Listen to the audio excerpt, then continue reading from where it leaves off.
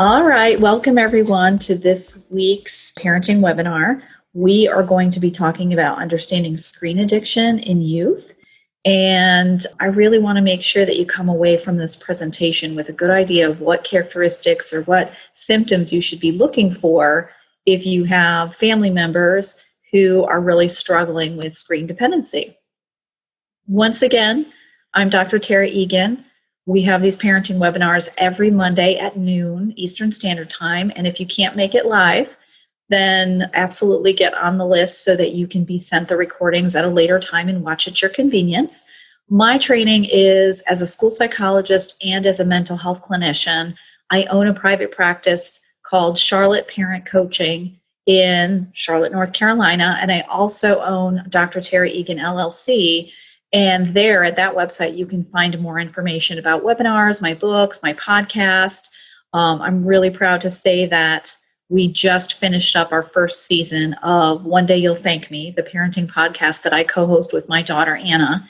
And we are rolling into a second season this week. And we have a wonderful guest named Jennifer Moore, and she is a divorce attorney, and she's going to give some really great information about what parents who are considering going through a separation or divorce or who are going through one, like what they should consider, especially if they're the primary caretaker. So make sure to tune in to One Day You'll Thank Me this week. It launches, the episode launches on Wednesday, and we launch it first thing in the morning. So that's me. So today, like I said, we're going to reflect on the characteristics associated with screen dependency or screen addiction. And one thing I just wanted to start off is just by mentioning that technology is super appealing to kids. Like if your kid is really attracted to technology, it's not because something's like wrong or you're parenting badly.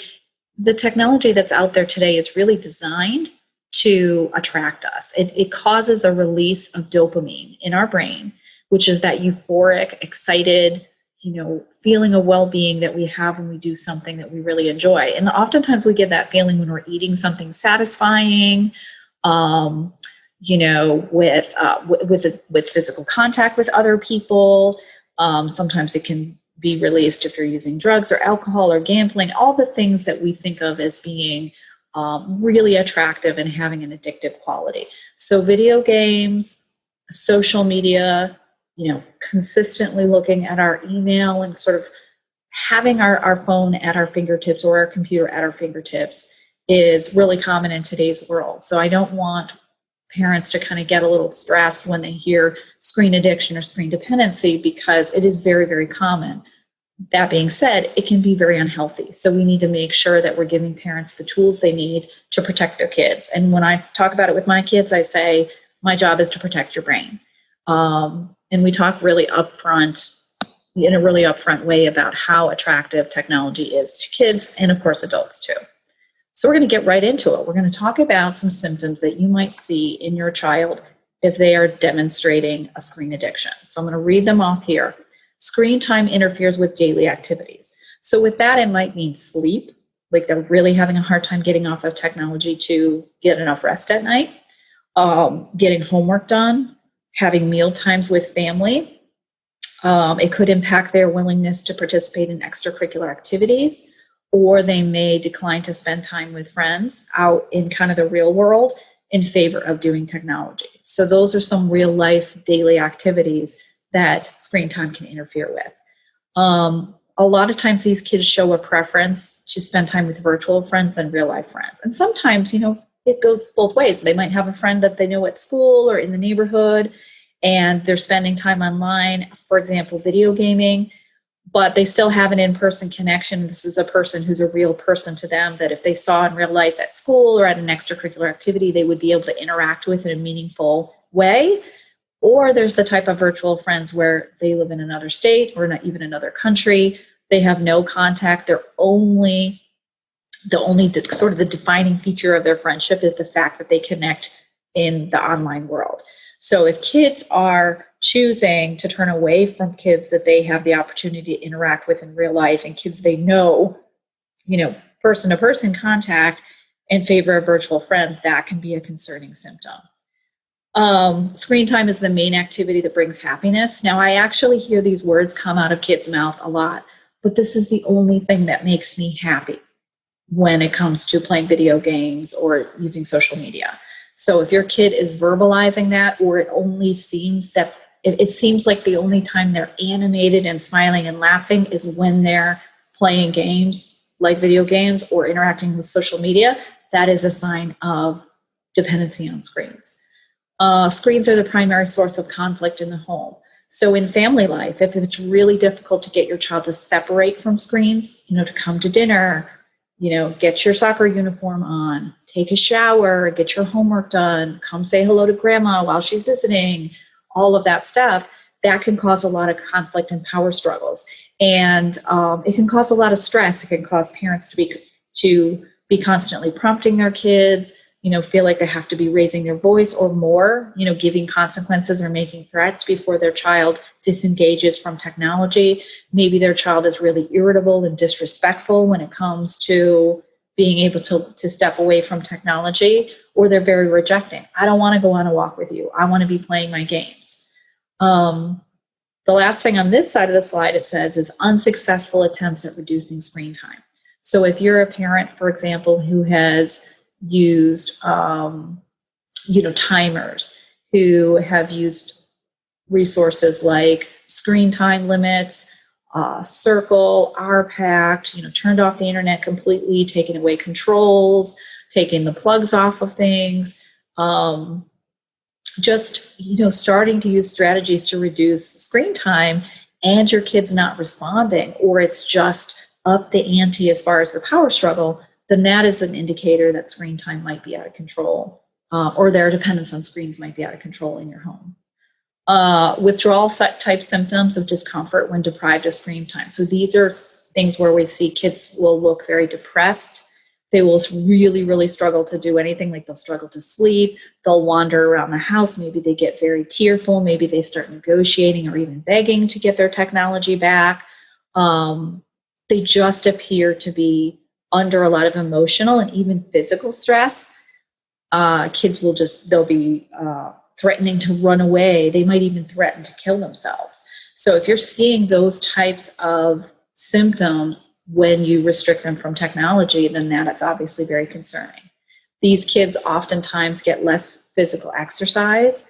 They'll, sit in their gaming seat and really be reluctant to do extracurricular activities, go for walks, go swimming in the summer, just even move around the house.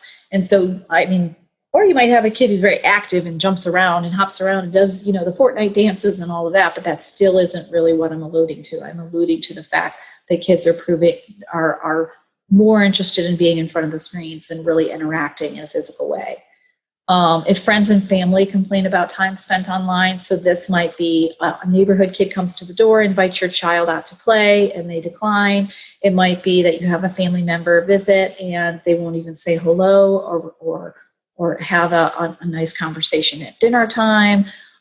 You start to hear comments from friends and family of like, oh, does your kid ever look up from their screen? Or, gosh, I haven't made eye contact with your kid in a while. Those are types of things we might start to hear if our kids are really dependent on screens. There's been times when I've visited families during home visits, because in the therapy services that I provide, I often do home visits with family. And the child, during our visit, even though I'm there to get to know them, like really can't set down the screen. Or they'll set it down and they'll keep hovering around the countertop where it's been set, or they'll keep peeking at it, or, and if you say, all right, well, why don't you park your iPad somewhere so we can talk together? Like, you watch their eyes go towards the iPad. They're very stressed. They're like, is this done yet? Can I leave now? And so they're really having a hard time just being functional in their home without holding onto a screen. In these kids, we often see signs of increased anxiety, unhappiness, or isolation. So these are kids and we might see those symptoms when they're not on screens, right? Like where they have a hard time, they're restless, they have a hard time entertaining themselves. They lament about the fact, like, all my friends are on Snapchat right now, and you're making me sit here and eat dinner. But we also see that kids, and I've seen this a lot during COVID, where they are less and less reaching out to have in-person contact. And by in-person, I mean even FaceTime calls. Like FaceTime calls where they're not playing video games, where they're actually looking at each other on the screen, having a give and take conversation. Maybe they're showing, the person on the screen, the person they're speaking to, a new outfit they bought, or recently my daughter was comparing mascara with her aunt, or showing them their new puppy, and where there's really interaction and it's interpersonal.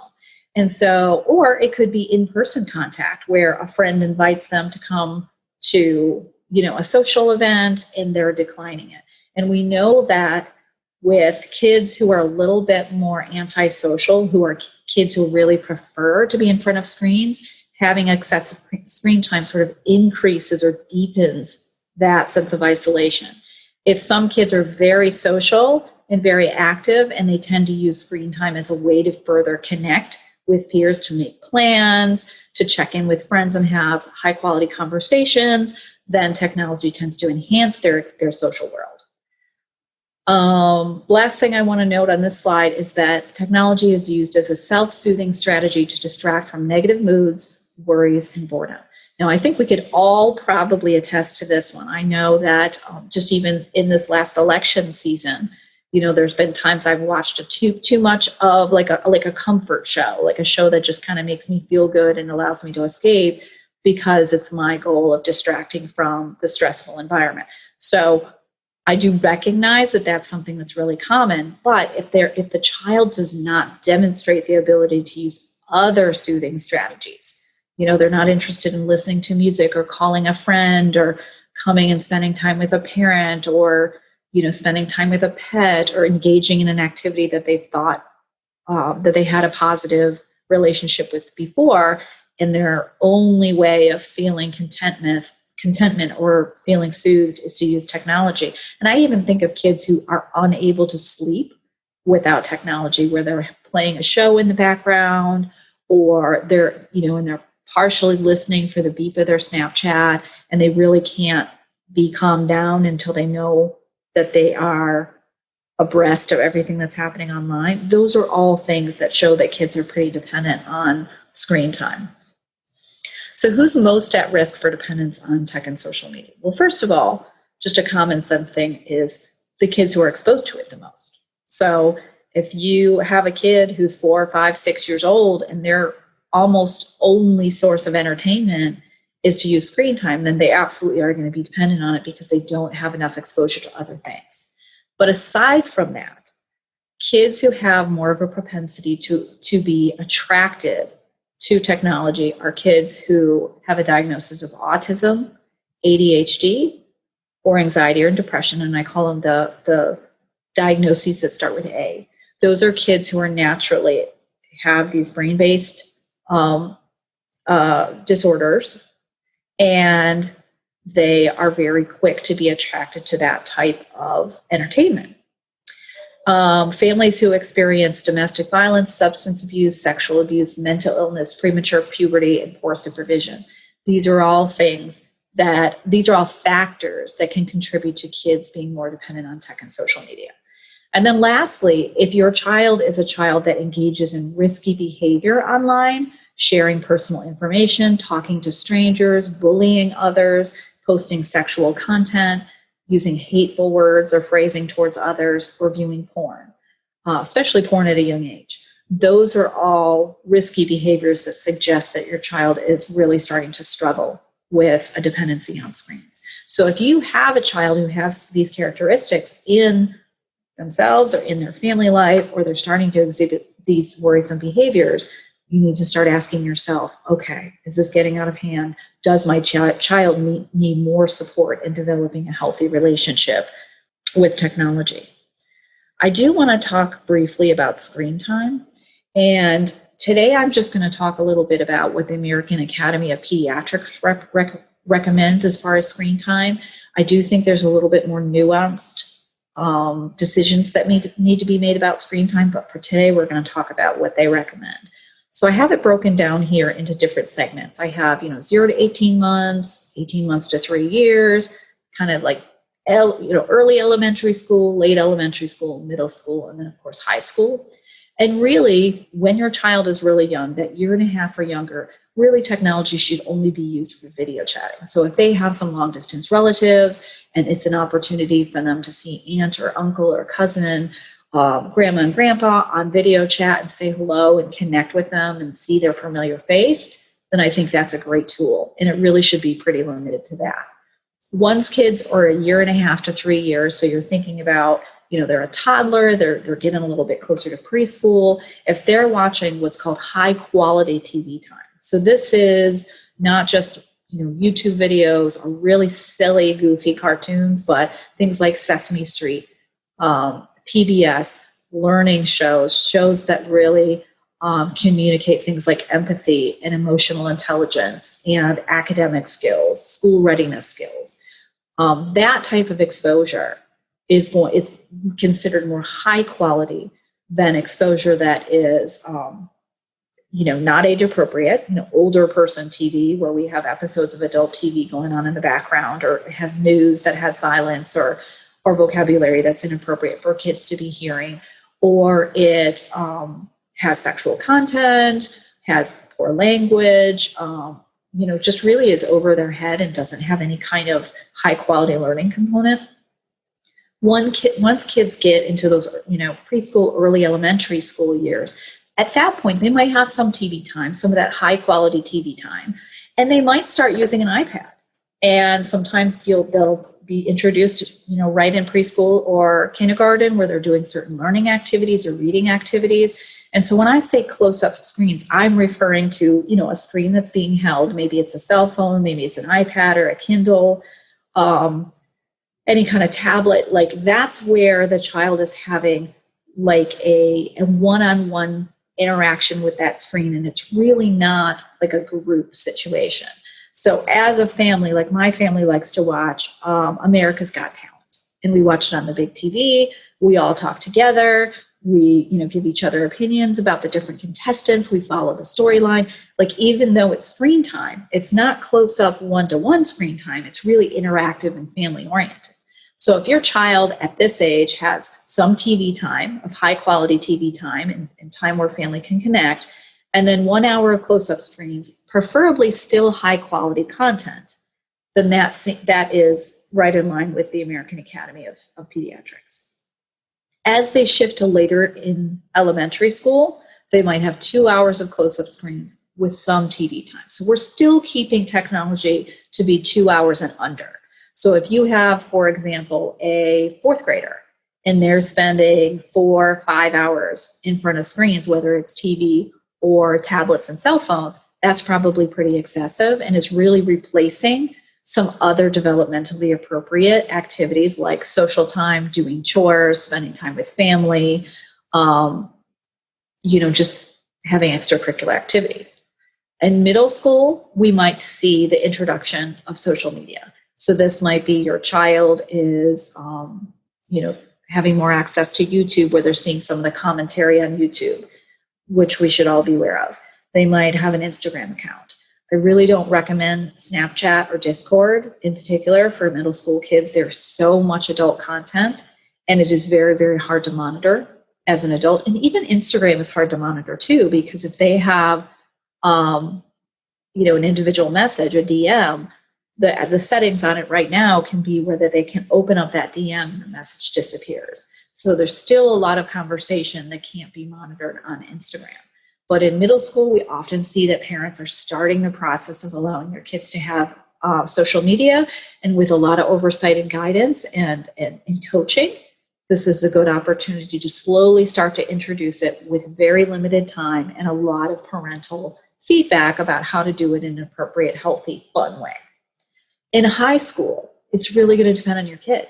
If you have a kid who's making really lousy decisions, they're putting up naked pictures of themselves, they're talking to strangers, they're doing a lot of sneaking around behavior, that might not be a kid who's really ready for very much independence. But if you have a kid who is, got some social media, they're generally making good decisions, they are using social media in a balanced way where they're still doing their social, their contact in-person socialization, they're keeping up with their extracurricular activities and their studies, they're generally pleasant to be around. I mean, that can be kind of a tough age for kids to be pleasant, But if they're able to be a functioning, productive member of the family, then at this age, you're going to want to step back a little bit, allow them to increase their independence, because before you know it, they'll hopefully be going off to college or some sort of postgraduate life, and they're not going to have any restrictions. So we don't want to keep all these restrictions on them all the way up to college, and then it's a free-for-all. We want to be gradually stepping back, still keeping, our eyes open, still having them understand that as parents, we're going to be peeking over their shoulder and monitoring them. We're not spying. We're monitoring them and making sure that we're still coaching them in how to make good decisions, and making sure that they keep that balance. As kids go through high school, especially if they're college bound, it's really important that they be expanding their experiences in general, getting a job, learning how to interact with adults, making sure their college application is competitive. And I'm seeing that more and more high schoolers are really abandoning some of those activities in favor of being on TikTok or Snapchat, and it's really impacting their preparedness for college. So that's something that's really important and hopefully will appeal to your kid as they're getting through the high school years. All right, we're going to stop here. Give everybody a chance to ask questions. As you know, I try to keep this to about 20 minutes. And I do want to just briefly mention next week's topic we're going to talk about is what to know about early onset puberty. And so what that means is if you have a child who has shown symptoms or signs of puberty at a younger age than their peers, where they seem to not quite be in step with their peers, it seems like they are looking and maybe just looking, but possibly acting older than their peers, this would be a good one to tune into next week. I'm going to peek here and look at what questions have been proposed. Okay, so we have, my kid is obsessed with YouTube and insists it should be considered TV instead of screen time. What do you think? This is a really great question. Now, the thing about YouTube is it feels a lot like watching TV. There's oftentimes little episodes, little shows. Kids have favorite YouTubers that they follow pretty religiously. However, YouTube is an up-close screen activity. It's usually not something watched in a group, and it causes kids to go from one video to the next, to the next, to the next. And what we see, or what I see in kids who watch excessive amounts of YouTube, is it really impacts their ability to have sustained attention. So as soon as that video starts to get a little bit boring, or maybe even a commercial comes up, because of course now YouTube videos are peppered with commercials, they'll flip to the next one. And most of the content on YouTube has very little emotional development, emotional plot points, opportunities to witness empathy development. And so it's really taking content and making it kind of the most basic and the least educational. Now, I say that with the understanding that some kids are going to YouTube to learn stuff. They want to go and learn how to, make a recipe, or they want to figure out, what the best, bats are out there when it comes to purchasing a new bat because they're on their baseball team. And that's totally fine. And I do want to separate that out a little bit, because YouTube is a great source of information to learn a lot of things.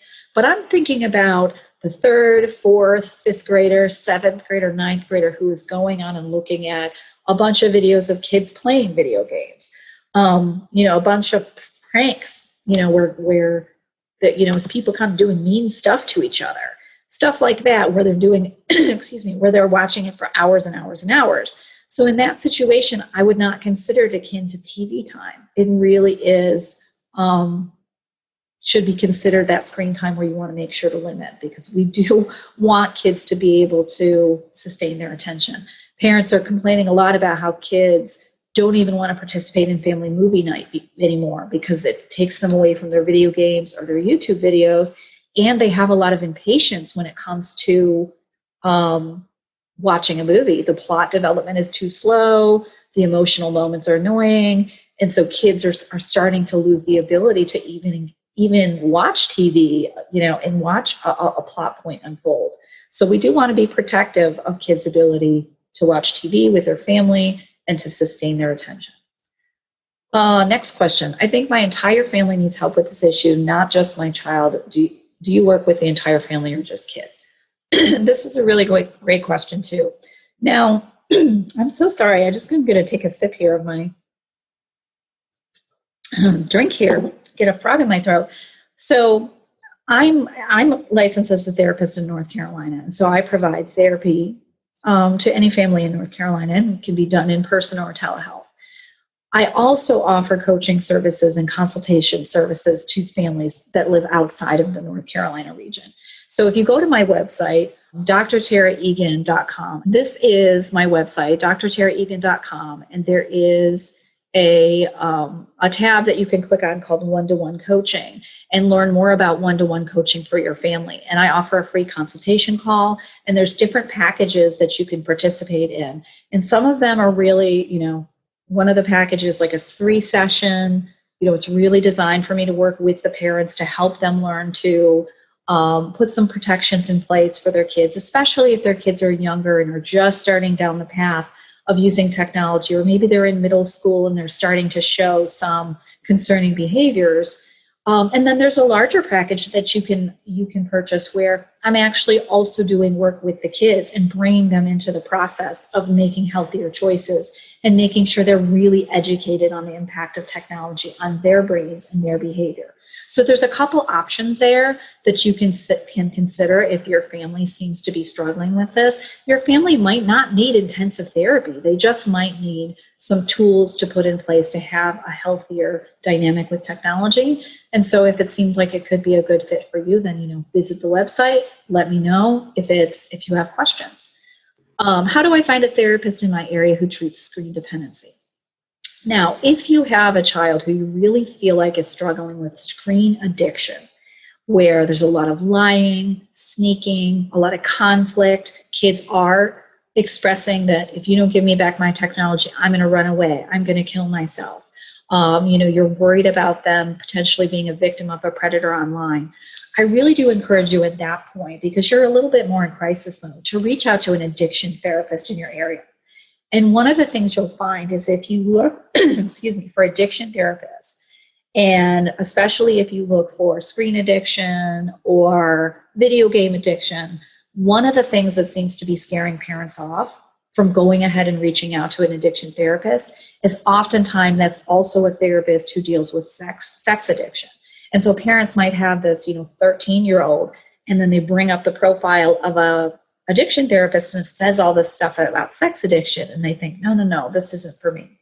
I do want to tell you that those therapists oftentimes have training in both screen addiction and video game addiction and sexual addiction, because we know that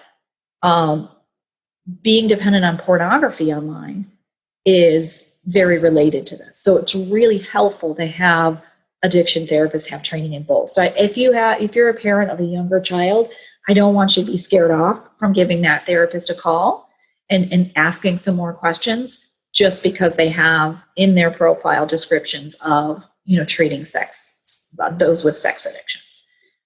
Let's see. Our high school students have been virtual since March of this year. One has adjusted well, another, a sophomore, has not. What do you recommend to get her to apply herself to schoolwork over social media? The schoolwork she completes, she does well in. She just does not complete all the schoolwork required. So I'm trying to decide if this question is saying that she is good about completing like her individual work, but then when she has to collaborate with a peer group, that's maybe more stressful for her and she's not getting it done. And how do we encourage her to reach out and connect? Some of this has to do with you communicating with the teacher. If I have this question right, if I'm interpreting this right. Some of it has to do with you reaching out to the teacher and maybe having the teacher do some facilitating. And it can be just as simple as them assigning the students, like who's going to work with whom.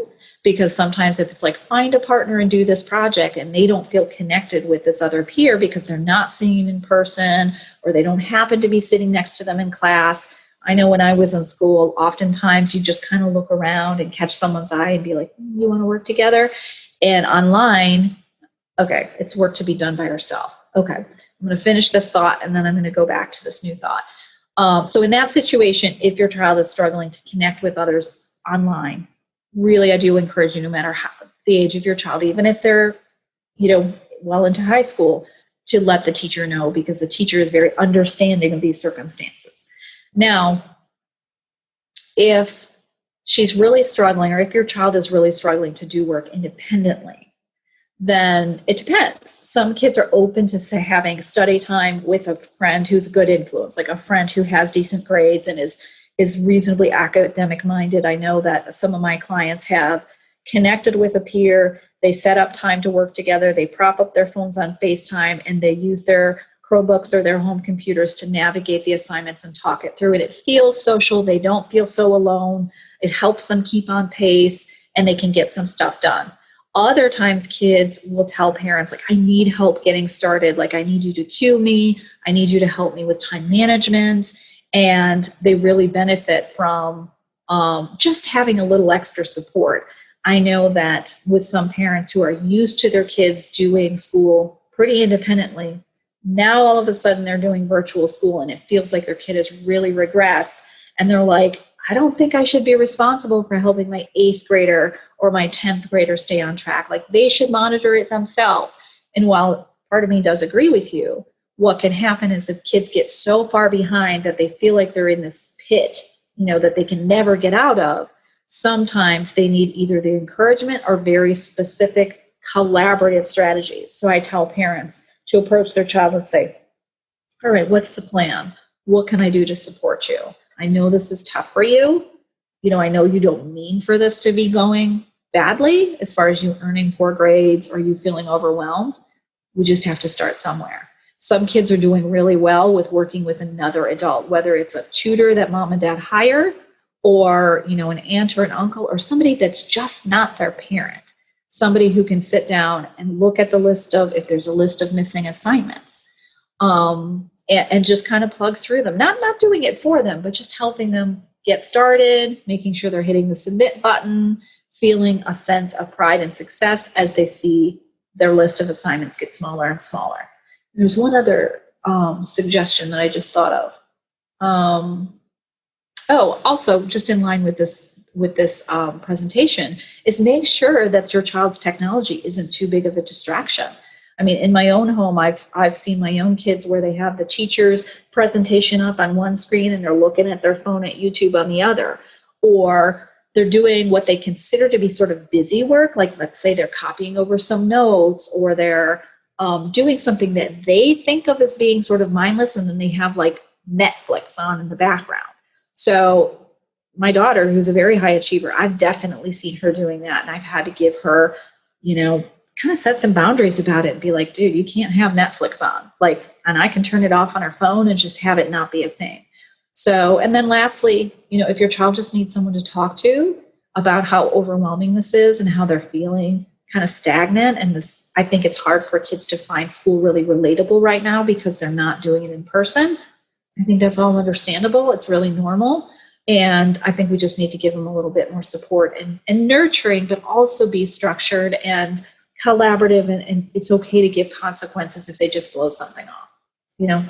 There's a lot of other things that feels more fun than doing schoolwork, and the schoolwork can seem pretty never ending.